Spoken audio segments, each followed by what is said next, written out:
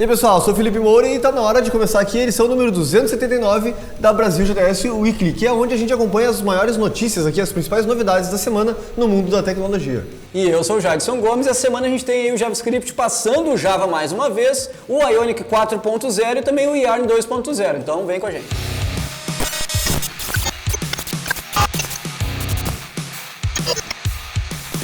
E a primeira grande novidade da semana já é comum, né? Aqui na Brasil JS a gente sempre fala disso, é o JavaScript sendo mais popular que o Java mais uma vez, dessa vez lá no HackerRank, né? Que é um site lá que faz uma série de pesquisas, enfim, no mundo de tecnologia, e dessa vez, pela primeira vez, então o JavaScript ficou com uma linguagem mais popular, né? Mais popular que o Java, que foi a campeã no ano passado. Tem vários pontos curiosos lá, inclusive, eu até achei meio interessante que o público deles parece ser bem diferente do público que a gente está acostumado. Inclusive, lá tem muita gente que tem interesse em aprender C, por exemplo. Então eu achei meio curioso, assim, o ranking é bem diferente do que a gente está acostumado a ver, mas é interessante que mesmo num público tão diferente, o JavaScript também consegue passar à frente aí. E para quem desenvolve utilizando o Ionic, saiu então agora a versão 4.0 do Ionic, né? Ionic para todos é o slogan deles. Então tem várias melhorias ali, incluindo performance também, diversas formas de tu trabalhar com frameworks diferentes. Ele é muito focado no Angular, mas agora ele está abrindo portas para se trabalhar com outros frameworks. E eles comentam aqui que é realmente um marco, né? Essa versão é um marco para eles e que vai abrir portas para justamente poder desenvolver com muito mais facilidade e possibilidades também. E para quem acompanha aqui a Brasil JS, a gente anunciou quando eles fizeram o roadmap da versão 4.0, né? E eles apostaram muito em Web Components. Então essa mudança de foco, né, de Angular para Web Components me agrada bastante, né? Outra coisa também é que quem usa Ionic agora já tem no final das contas uma PWA, né? Então eles abraçaram as tecnologias abertas da web e isso é muito interessante e eles contam nesse artigo aqui como que eles fizeram isso, como que eles planejaram, né? E também contam que no meio do caminho eles tropeçaram muitas vezes justamente por apostar em tecnologias que não são abertas, né? Obviamente o Angular também tem a parte open source, mas é difícil tu apostar em uma tecnologia que tem outros interesses por trás, né? Assim como se apostar em React ou em Vue, qualquer uma dessas tecnologias. Então eles estão apostando agora em todos os padrões abertos da web e isso deixa future proof, né? Eles conseguem garantir aí que o Ionic Framework vai funcionar aí pelos próximos 5, 10 anos, né? E conforme a tecnologia web for evoluindo, o Ionic também evolui. Então eu até achei bem interessante a abordagem deles e isso vai fazer com que mais pessoas que são entusiastas da web, inclusive nós aqui, olhem com um olhar mais crítico assim, né? E talvez no próximo projeto a gente comece a usar o Ionic justamente por essas mudanças. E o Yarn vai chegar na sua versão 2.0 em breve e eles publicaram lá no GitHub deles então um roadmap de como eles planejam fazer isso e também com todas as features e funcionalidades que eles vão colocar nessa nova versão. Algumas que a gente pode destacar aqui que eu achei muito importante eles vão adicionar suporte a plugins. Então a gente vai poder criar plugins para o Yarn, hoje isso não é possível, né?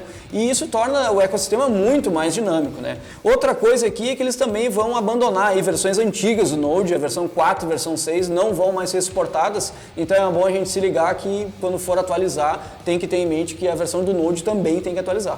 E bem interessante esse caminho que eles estão levando também para trazer uma API, né, baseado no Yarn. Então eu acho que isso vai abrir portas para quem desenvolve ferramentas, de repente até bundlers, né? E também, claro, vai ter como tu colocar hooks utilizando esses plugins e combinando eles com a API. Então realmente vai abrir possibilidades para a comunidade trabalhar e desenvolver coisas em cima do Yarn. E nós temos um artigo também escrito aqui pelo Dr. Axel Roschmeyer, que está sempre presente aqui também na Weekly, né?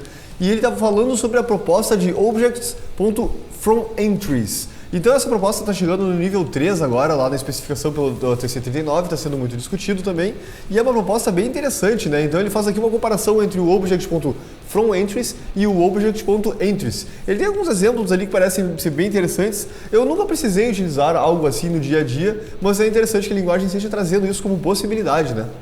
E justamente o que ele fala, inclusive nesse artigo, é que a combinação dos dois permite um tooling muito melhor. Tooling no sentido de criar ferramentas, né, que a gente vai construir algo em cima. Ele até cita que com o Object.Entries e o .FromEntries, com essa combinação dos dois, é praticamente possível reescrever lá todo o _JS e outras bibliotecas que fazem nos fornecem esses métodos mais funcionais, assim, né. Eu até confesso que li umas 3 vezes e não entendi exatamente o que FromEntries faz, mas olhando os exemplos ali com essa combinação, dá para ter uma ideia, assim, né, e tentar reconstruir. Ele até mostra, ele faz a implementação ali de métodos que existem lá no Underscore, né? E mostra como que é feito e como que vai ser, né? Nessa nova versão aí dessa especificação. E se tu curte o conteúdo da BrasJS aqui no YouTube, deixa um like aqui, compartilha com seus amigos aí, também se inscreve e ativa o sininho de notificações. E não deixa de acompanhar a gente nas outras redes sociais que a gente está presente lá no Twitter, no Instagram, no Facebook, e também dá uma olhada lá no nosso portal com os conteúdos em artigos e na loja, onde a gente tem vários itens muito interessantes.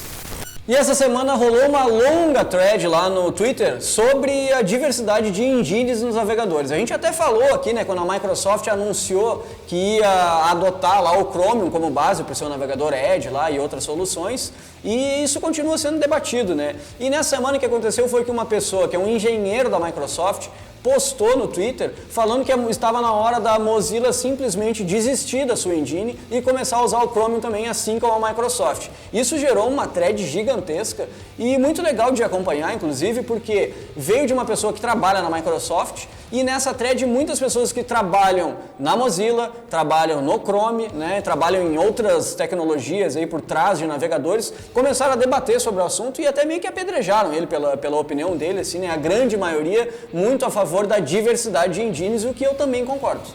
Ele até conseguiu levantar alguns pontos que ele achou mais relevantes, né, que justificavam a opinião dele, mas realmente acabou sendo que a maioria das pessoas vinha de encontro ao que ele pensava, e foi muito interessante mesmo que veio a galera ali da própria Mozilla comentando, o próprio pessoal que desenvolve o Chrome diz, não, nós preferimos que haja diversidade nas engines, né, para nós é melhor, para a tecnologia é melhor, para a web é melhor como um todo. E é legal ver os argumentos, porque tudo que ele fala como um argumento positivo do porquê que a Mozilla poderia fazer isso, alguém rebate e dá uma resposta muito, muito certeira, assim, né, sobre quais são os motivos, né. Então é legal acompanhar a thread lá, então se tu ainda não está por dentro do que está acontecendo, é bom pegar essa thread e ler todos os comentários lá, principalmente de pessoas envolvidas no mundo de engines de navegadores.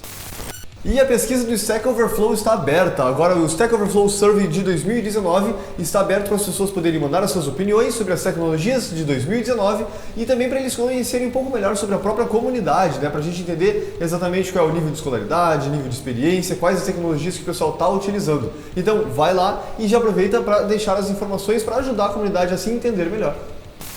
E agora chegamos àquele momento um pouco mais filosófico, que é a frase da semana, e dessa vez a gente traz uma frase de Ken Thompson e a frase é a seguinte: um dos meus dias mais produtivos foi quando eu joguei fora 1000 linhas de código. Realmente. A gente às vezes olha assim, quando um commit tem lá muito mais menos, né, do que mais, acaba sendo conveniente. Tu pensa, quer dizer que eu consegui otimizar muita coisa aqui, né? Muita coisa que provavelmente eu não usava foi descartada. E às vezes o sentimento de remover código é melhor do que adicionar código, né? Normalmente tu vai adicionando, mas quando tu remove e funciona muito bem, é melhor ainda. E pensando que antigamente tinha empresas que validavam o trabalho do programador no número de linhas escritas, lembra? E com isso chegamos aqui ao final da edição número 279 da BrasJS Weekly. Espero que tenham gostado. E um agradecimento especial aí aos 15 colaboradores dessa edição e até a próxima.